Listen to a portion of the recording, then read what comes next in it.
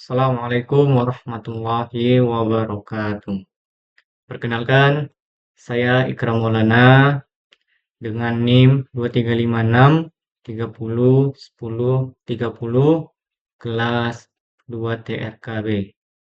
Di sini saya akan membahas tugas laporan yang diberikan oleh Pak Fikri, yaitu membuat sebuah eh, activity dari Android Studio, yaitu mencari atau menjumlahkan rumus bangun datar. Di sini saya milih bangun datarnya itu eh, persegi panjang dan jajar genjang luasnya ya. Baik, langsung saja saya masuk ke pembahasan pertama, yaitu membuat package. Setelah kita membuat project yang kita pilih, maka itu akan sebelum muncul Android di sini, dia akan melakukan loading terlebih dahulu. Akan muncul bagian sini, kayak ada tanda loading seperti itu warna biru. Setelah selesai dia, maka tampilan yang kayak gini akan muncul.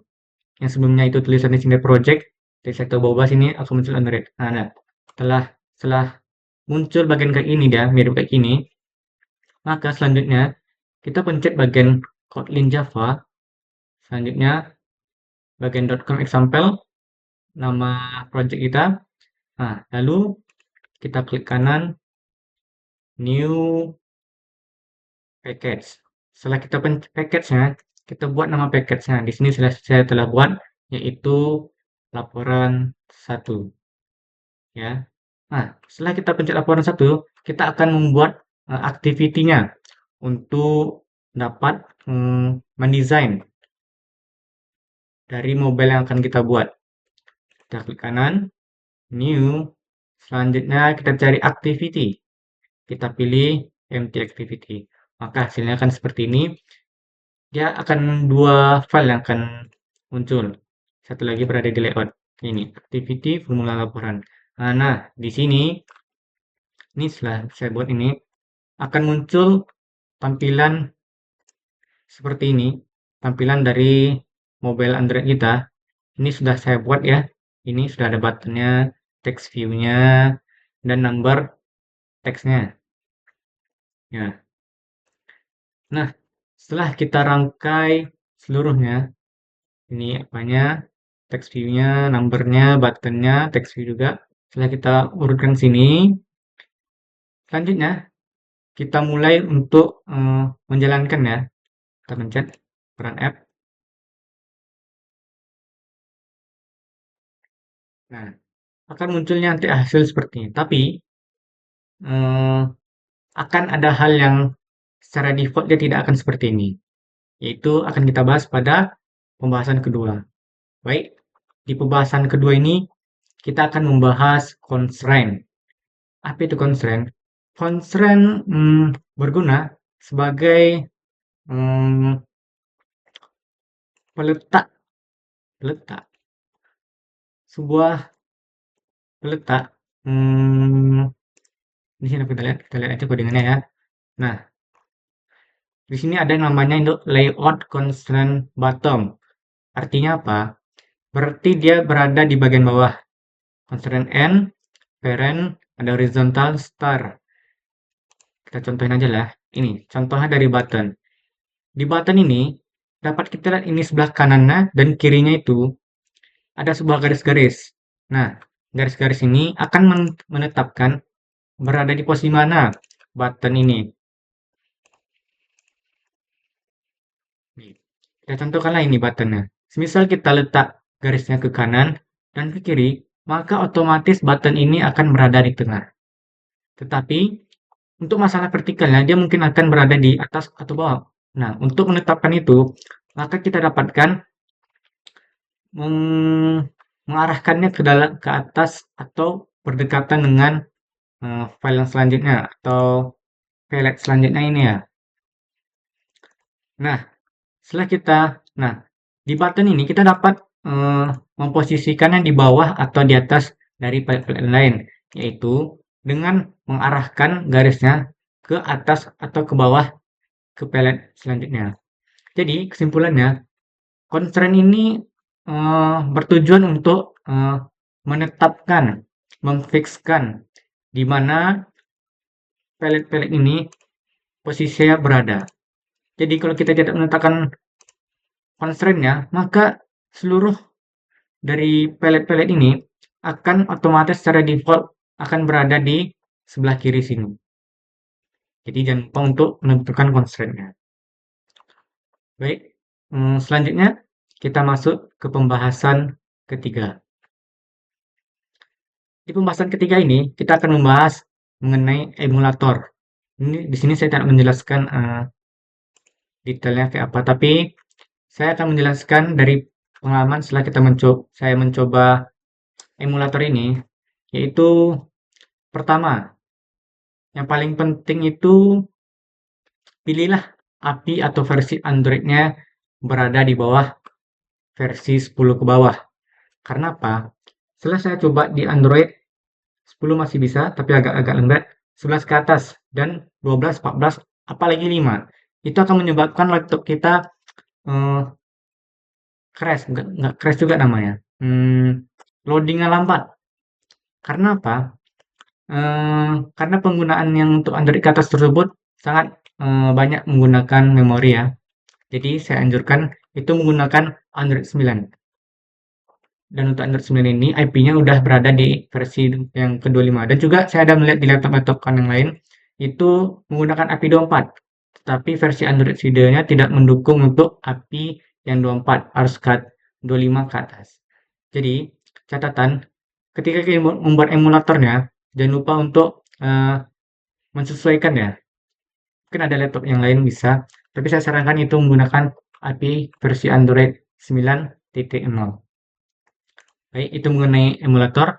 Selanjutnya, pembahasan keempat. Di sini pembahasan keempat, saya akan menjelaskan tugas yang telah diberikan, yaitu menghitung rumus bangun datar. Di sini saya tentukan yang akan saya share adalah bangun datar persegi panjang dan jajar genjang. Nah, setelah saya mendesain ini semua, buttonnya, teksturnya, dan sebagainya, maka kita tak akan bisa menghasilkan gitu saja. Kita harus membuat codingannya.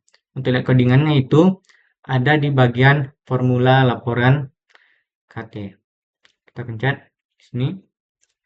Nah, di sini tempat kita mengedit atau membuat behavior dari activity kita ya. Baik, langsung saja kita membahas satu persatu dari codingannya. Baik, sebelum kita membuat logikanya, pertama-tama kita definisi dulu inisialisasi komponennya terlebih dulu. Sini banyak ya, ada inisialisasi button 2, ada di text numbernya, ada 4 sini, terus button khusus untuk persegi panjang, jajar genjang, dan hasil dari penjumlahan. Baik, di sini saya jelaskan, ini button 1 ya, ini button 2, ini number text view 1, 2, 3, 4, ini text view 1, ini text view 2, 3, dan 4. Nah, setelah kita menginisialisasi semua komponen-komponennya, kita lanjut ke logika selanjutnya, yaitu ada locat, ini nanti di pembahasan selanjutnya itu. Terus, nah, setelah ini fungsi untuk menghitung luas persegi panjang. Di sini kita buat nama metodenya itu button rectangle on click listener. Dengan inisialisasi yaitu untuk panjangnya edit text number di ini. Edit text number sini di input nanti di text to double or null. Terus inisialisasi untuk text number 2 di sini. Ini sebagai inputannya ya. Nah, kita masuk ke logika if. Jika panjang tidak sama dengan 0 dan lebar tidak sama dengan 0, maka dari inputan tersebut akan dirumuskan, kita masukkan rumusnya itu panjang kali lebar. Nah, Setelah kepanjangan kali lebar tersebut, maka dari result text view itu akan memproses dari teks menghasilkan ya luas akan muncul di nanti di text view itu luas persegi panjang sama dengan berapa rectangle area ini dari length dan width. Length ini kita ambil dari inputan dari edit text number 1 yang di sini dan edit text number 2. Baik, untuk demonya nanti kita jelaskan pertama yang ini. Ini selanjutnya untuk yang jajar genjang. Sama kayak di atas, tapi bedanya mungkin berada di rumus. Dan untuk pelet-pelet juga beda nanti, yaitu bagian di bawah sini.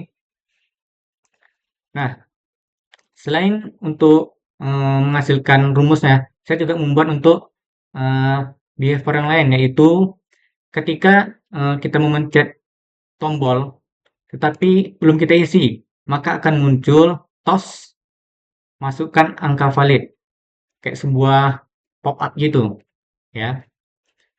Nah, baik, langsung saja kita demokan. Mulai. Nah, kita buat di sini contohnya 2, selanjutnya 5. Baik, kita pencet buttonnya. Nah, akan muncul hasilnya luas persegi panjang, yaitu 10, 0, yaitu 2 kali 5. Selanjutnya, untuk jajar genjang kita buat misalnya 6, alasnya, terus tingginya yaitu 5. Hasilnya, luas jajar genjang sama dengan 30.0. 6 kali 5, 30. Ya, itulah demo tugas yang telah diberikan oleh Pak Fikri ya. Selanjutnya ke pembahasan 5, yaitu mengenai loket. Loket. Loket itu dapat kita lihat di sini, yang gambar kucing. Di sini akan menunjukkan sebuah aktivitas-aktivitas yang kita lakukan ya. Kita lihat ada di sini contohnya. Misal kita pencet button,